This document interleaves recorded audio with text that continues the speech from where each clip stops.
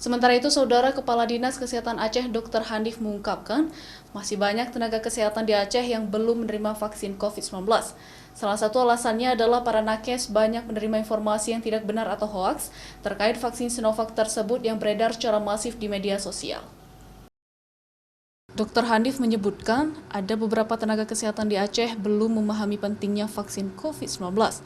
Padahal pemerintah sudah memberikan informasi yang sejelas-jelasnya terkait vaksin Sinovac tersebut.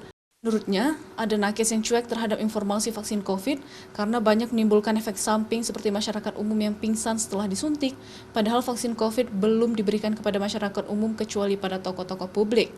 Hal tersebut menurutnya membuat vaksinasi untuk tenaga kesehatan di Aceh masih rendah.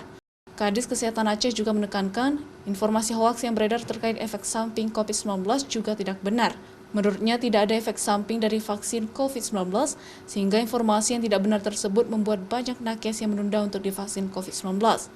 Banyak, bukan hanya nakes, semua orang-orang pintar juga kadang-kadang termakan hoax juga, ya kan? Bukan salah mereka, mungkin mereka terlalu percaya dengan informasi seolah-olah informasi luar negeri itu benar sekali, padahal belum tentu. Saya melihat ada yang takut karena disuntik, bukan karena vaksinnya. Jadi karena disuntiknya takut, sehingga mereka menolak. Kalau kita tanya betul-betul, kenapa nolak? Nah, kalau kita tanya, takut suntik rupanya, bukan takut vaksin. Nah, itu lebih banyak daripada takut vaksin. Ada juga yang takut vaksin karena informasi hoax itu ya.